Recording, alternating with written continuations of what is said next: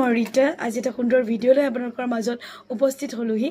এটা যাদুকৰী শব্দৰ ব্যৱহাৰ যদি আপোনালোকে সঠিকভাৱে জীৱনত কৰিবলৈ আৰম্ভ কৰে তেনেহ'লে আপোনালোকৰ জীৱনটো একেবাৰে সহজ সৰল আৰু সুসমৃদ্ধিময় হৈ পৰিব। চ' বলক সেই যাদুকৰী শব্দটোনো কি আৰু আমি কেনেকৈ আমাৰ দৈনন্দিন জীৱনত ব্যৱহাৰ কৰি তাৰ পৰা আমি সুফল পাবলৈ সক্ষম হ'ম আৰু জীৱনটো সহজ কৰি তুলিবলৈ সক্ষম হ'ম। চ' ভিডিঅ'ৰ মাজত গম পাব। আৰু যিসকলে পোনপ্ৰথমবাৰৰ বাবে আজি মোৰ ভিডিঅ'ত ভিজিট কৰিছে প্লিজ চেনেলটো ছাবস্ক্ৰাইব কৰি ল'বলৈ নাপাহৰিব। লগতে বেল আইকনটো প্ৰেছ কৰি ৰাখিব। যেতিয়াই মই ভিডিঅ'সমূহ দিওঁ তেতিয়াহে নটিফিকেশ্যন পাবলৈ সক্ষম হ'ব। লগতে লাইক কমেণ্ট আৰু শ্বেয়াৰ কৰিব বুলি আশা ৰাখিলোঁ। আৰু যিসকল নতুন তেওঁলোকক মই পৰিচয়টো দিব বিচাৰিছোঁ। মই এগৰাকী এক্সেছ বাৰ ফেচিলিটেটৰ। অসমৰ বিভিন্ন ডিষ্ট্ৰিক্টত গৈ মই এক্সেছ বাৰ্ছৰ ক্লাছসমূহ প্ৰভাইড কৰি আছোঁ অতি সুন্দৰ সহজভাৱে। যদি আপোনালোকে এক্সেছটো মোৰ লগত শিকিব বিচাৰে তেনেহ'লে আপোনালোকে যোগাযোগ কৰিব বুলি মই আশা ৰাখিলোঁ। আৰু লগতে টেৰট কাৰ্ড ৰিডাৰ আপোনালোকৰ জীৱনত হৈ থকা বিভিন্ন সমস্যাসমূহ কিয় হৈ আছে, জীৱনত সুন্দৰভাৱে আগবাঢ়ি যাব বিচাৰে, আগবাঢ়ি যাব পৰা নাই, এক্সেছ শিকিব বিচাৰে, জীৱনটো পৰিৱৰ্তন কৰিবলৈ পৰা নাই, কিদৰেনো পদক্ষেপ লৈ কেনেকৈনো বাধা নেওচি আগুৱাই যাব, তাক যদি আপোনালোকে টেৰৰ মাধ্যমেৰে গাইড ল'ব বিচাৰে চ' যোগাযোগ কৰিব পাৰিব। অতি কম সংখ্যক এটা মানুহ নিলৈ আপোনালোকক গাইড কৰা হয়। চ' যি কৰি নহওক জীৱনত সুন্দৰ সফল হ'ব লাগে আৰু এটা সফল জীৱন যাপন কৰিব লাগে। লগতে এঞ্জেল ক্লাছসমূহ প্ৰভাইড কৰি আছোঁ। এঞ্জেলৰ পৰা আমি সৰু ডাঙৰ কেনেকৈ সহায় লৈ জীৱনত আগুৱাই যাব পাৰোঁ তাক এঞ্জেল ক্লাছত প্ৰশিক্ষণ দিয়া হয়।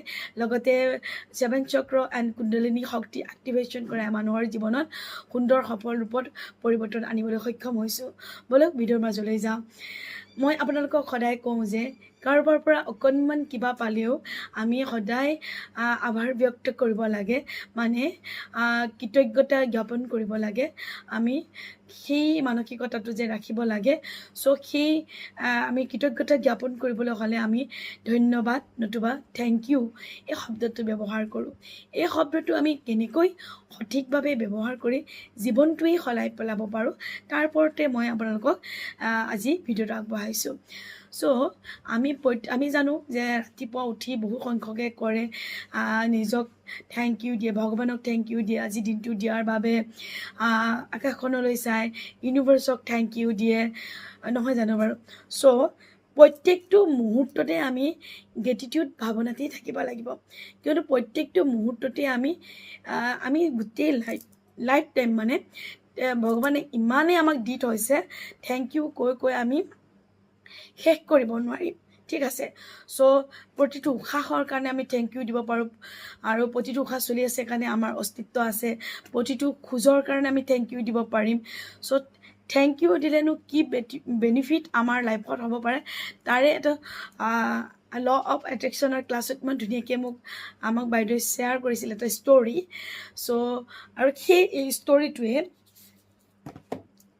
ৰ'ব আপোনালোকক বুজাবৰ কাৰণে স্বয়ংক খোজত এই কিতাপখনতো আছে শ্বেয়াৰ কৰা হয়।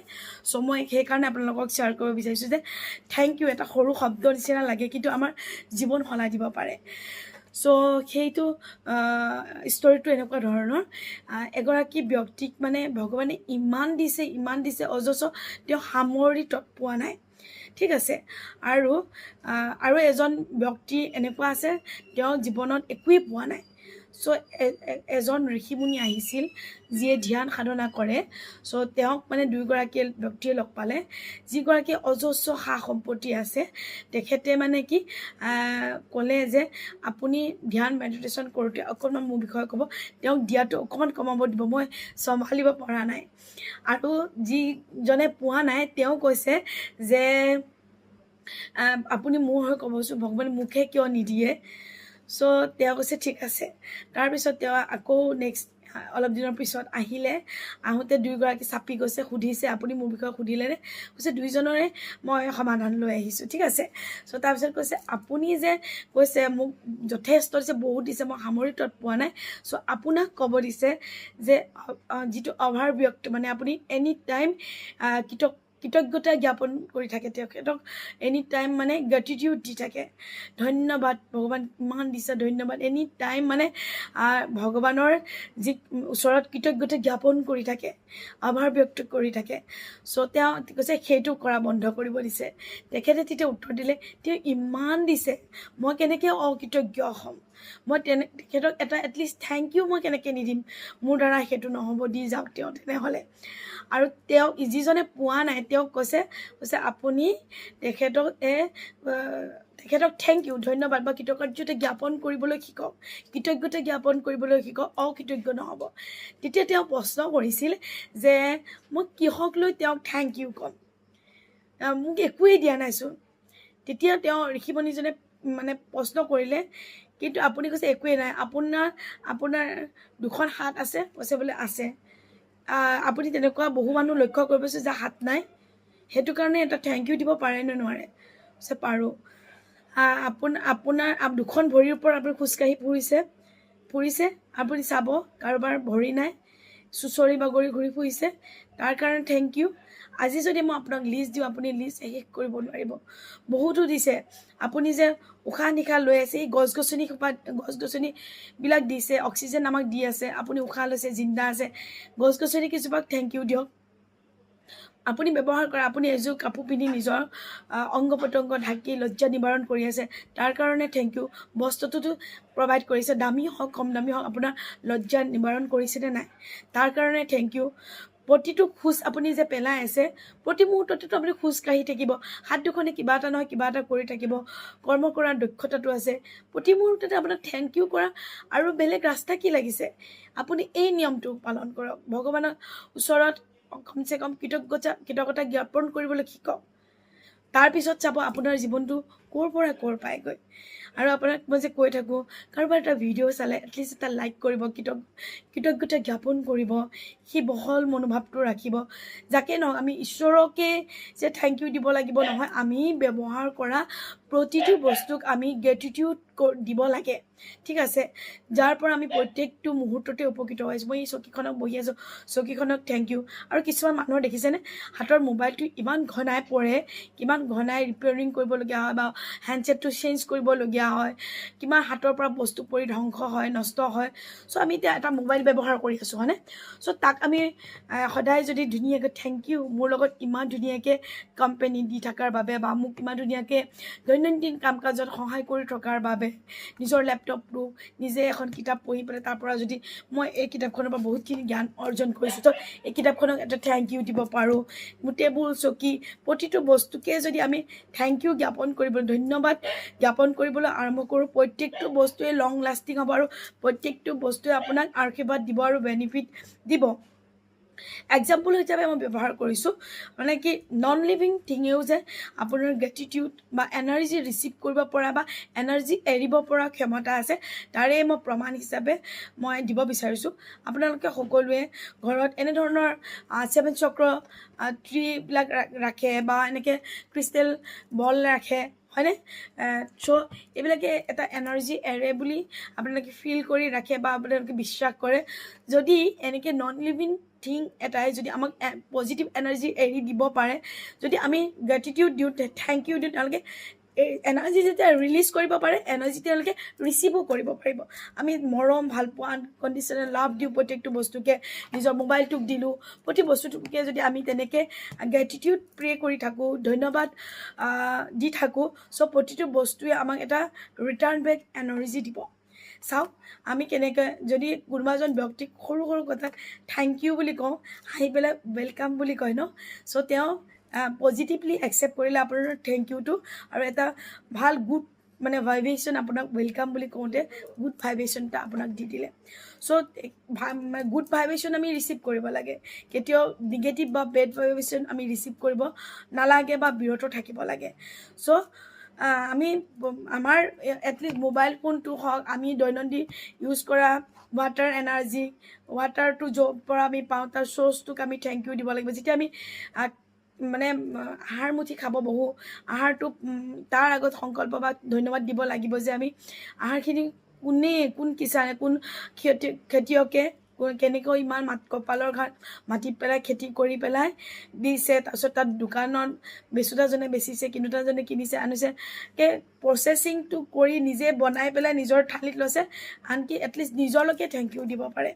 তাৰপিছত আহাৰ গ্ৰহণ কৰিব লাগে। প্ৰথমটো ফাৰ্ষ্ট পৰমাত্মা পৰমেশ্বৰক থেংক ইউটো দি দিব, তাৰপিছতে যোনে ইমান কষ্টকৈ বনাই আহিছে।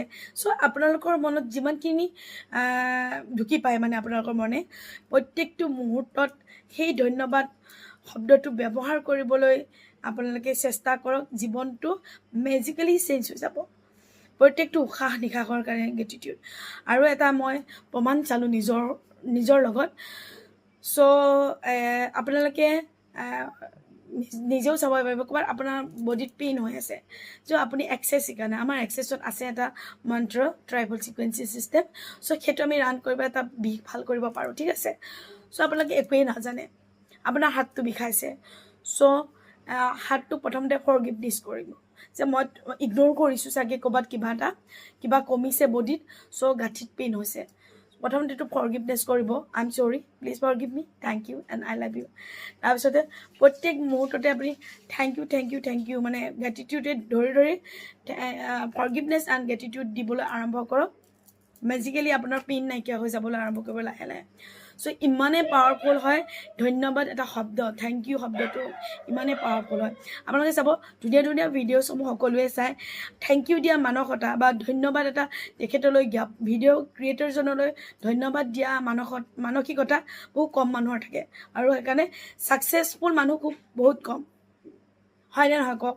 চ' আমি চব পিনৰ পৰা আমি ডিপ্ৰেশ্যন, এনজাইটি, মই ছাকচেছ হ'ব পৰা নাই, এনেকুৱা ফেইলিয়াৰ মানুহৰ সংখ্যা বেছি। অপ্ৰিয় হ'লেও সত্য কথা, হয়নে। চ' কিছুমান ধুনীয়া আমি পদক্ষেপ হাতত লৈ আমাৰ জীৱনটো সুন্দৰ, সুখময়, সমৃদ্ধিশালী কৰিব পাৰোঁ।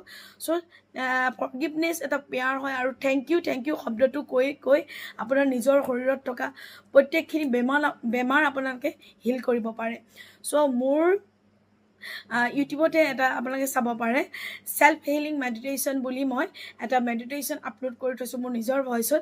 প্ৰত্যেকটো অংগক মই ধন্যবাদ দিছিলোঁ, আৰু সেই মেডিটেশ্যনটোত আপোনালোকে গৈ পেলাইও কাণত শুনি পেলাই ফিল কৰি মোৰ মুখেৰে আওৰাই গ'লেও আপোনালোকৰ গোটেই অংগ হিল হৈ যাব। যদি তাত গোটেই কিডনী লিভাৰলৈকে আমাৰ গ্ৰেটিটিউড, ফৰগিভনেছ এণ্ড গ্ৰেটিটিউড কৰা হৈ আছে, ঠিক আছে। সেইটোলৈ যাব।